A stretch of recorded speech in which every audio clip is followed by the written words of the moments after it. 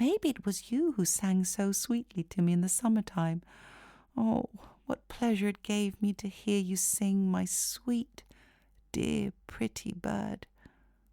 Goodbye, and thank you." She laid her head on his breast, and it startled her to feel a soft thump, as if something were beating inside. It was the bird's heart. He was not dead after all. He was only numb with cold, and now that he had been warmed, he came to life again. In the fall, all swallows fly off to warm countries, but if one of them starts too late, he gets so cold that he drops down as if he were dead and lies where he fell, and then the cold snow covers him. Thumbelina mustered up her courage, brought the mint leaf that covered her own bed, and spread it over the bird's head. Thank you, pretty little child," the sick swallow said. "I have been wonderfully warmed. Soon I shall get strong once more and be able to fly again in the warm sunshine." Oh, not now. It's cold outside. It's snowing and freezing. You just stay in your warm bed and I'll nurse you." And then she brought him some water in a flower petal. The swallow drank and told her how he had hurt one of his wings in a thorn bush, and therefore couldn't fly as fast as the other swallows when they flew far away to the warm countries. That was all he remembered, and he had no idea how he came to be where she found him. The swallow stayed there all through the winter, and Thumbelina was kind to him and tended him with loving care. She didn't say anything about this to the field mouse or to the mole, because they didn't like the poor unfortunate swallow. As soon as spring came and the sun warmed the earth, the swallow told Thumbelina it was time to say goodbye. She reopened the hole that the mole had made in the ceiling, and the sun shone in splendor upon them. The swallow asked Thumbelina if she didn't want to come with him. She could sit on his back as they flew away through the green woods. But Thumbelina knew that it would make the old field mouse feel badly if she left just like that. So she said, No, I cannot go."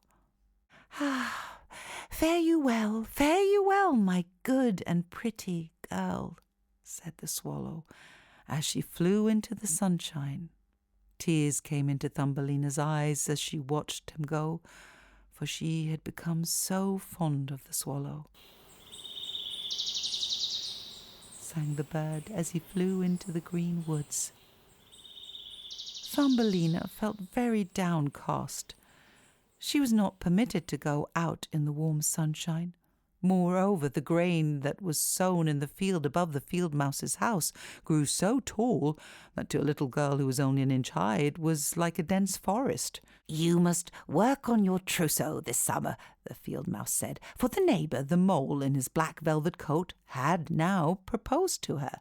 "You must have both woolens and linens, both bedding and wardrobe, when you become the mole's wife." Thumbelina had to turn the spindle, and the field mouse hired 4 spiders to spin and weave for her day and night. The mole came to call every evening, and his favourite remark was that the sun, which now baked the earth as hard as a rock, would not nearly be so hot when summer was over. Yes, as soon as summer was past, he would be marrying Thumbelina. But she was not at all happy about it, because she didn't like the tedious mole the least bit. Every morning at sunrise and every evening at sunset, she would steal out the door. When the breeze blew the ears of grain apart, she could catch the glimpses of the blue sky.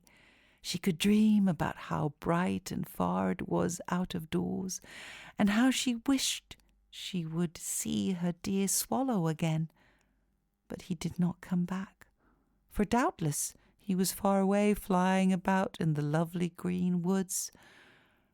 When fall arrived, Thumbelina's whole trousseau was ready. "Oh, your wedding day is 4 weeks off," the field mouse told her. Thumbelina started to cry and declared she would not have the tedious mole for a husband. "Fiddlesticks!" fiddlesticks! Don't you be obstinate, or I'll bite you with my white teeth. Why, you're getting a superb husband. The Queen herself hasn't a black velvet coat as fine as his. Both his kitchen and his cellar are well supplied. Oh, you ought to thank goodness that you are getting him as a husband.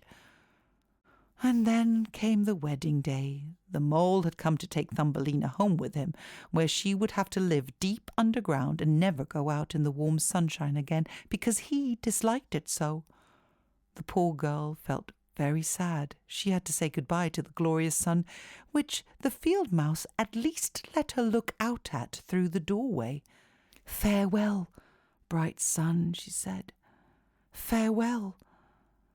The grain had been harvested, and only the dry stubble was left in the field in front of her. "Farewell, farewell." And she flung her little arms around a small red flower that was still in bloom. "If you see my dear swallow, please give him my love." She suddenly heard a twittering over her head. She looked up, and there was the swallow, just passing by. Oh, he was so glad to see Thumbelina, although when she told him how unhappy she was to marry the mole and live deep underground where the sun never shone, she could not hold back her tears.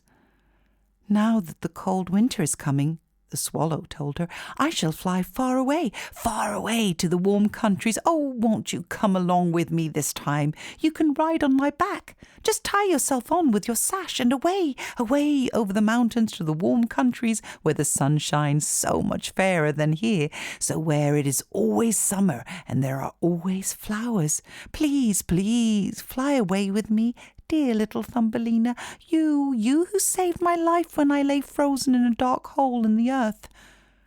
Yes, I will go with you," said Thumbelina, and jumped up on his back, put her feet on his outstretched wings, and fastened her sash to one of his strongest feathers. Then the swallow soared into the air and forests and over lakes, high up over the great mountains that are always capped with snow.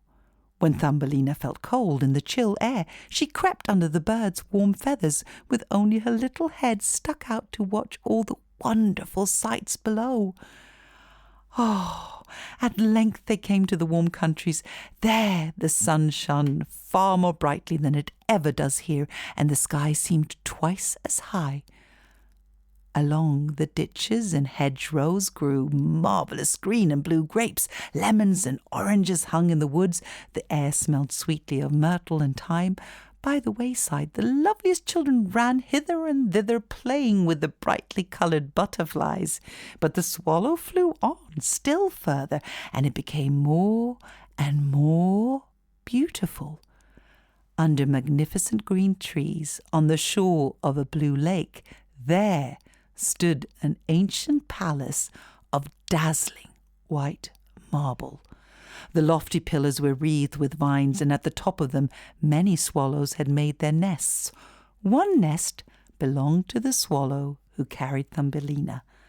"This is my home," the swallow told her. "If you will choose one of those glorious flowers in the bloom down below, I shall place you in it, and you will have all that your heart desires." "Oh, that will be lovely," she cried, and clapped her tiny hands. A great marble pillar had fallen to the ground, where it lay in 3 broken pieces. Between these pieces grew the loveliest large white flowers. The swallow flew down with Thumbelina and put her on one of the large petals. How surprised she was to find in the centre of the flower a little man, as shining and transparent as if he had been made of glass. On his head was the daintiest of little gold crowns, and on his shoulders were the brightest shining wings, and he was not a bit bigger than Thumbelina. He was the spirit of the flower. In every flower there lived a small man or woman just like him, but he was the king over all of them. "Oh, isn't he handsome?" Thumbelina said softly to the swallow. The king was somewhat afraid of the swallow, which seemed a very giant of a bird to anyone as small as he. But when he saw Thumbelina, he rejoiced, for she was the prettiest little girl he had ever laid eyes on. So he took off his golden crown and put it on her head. He asked if he might know her name, and he asked her to be his wife, which would make her queen over all the flowers. Here indeed was a different sort of husband from the toad's son and the mole with his black velvet coat. So she said yes to this charming king. From all the flowers trooped little ladies and gentlemen delightful to behold. Every one of them brought Thumbelina a present, but the gift of all gifts was a pair of wings that had belonged to a silver fly.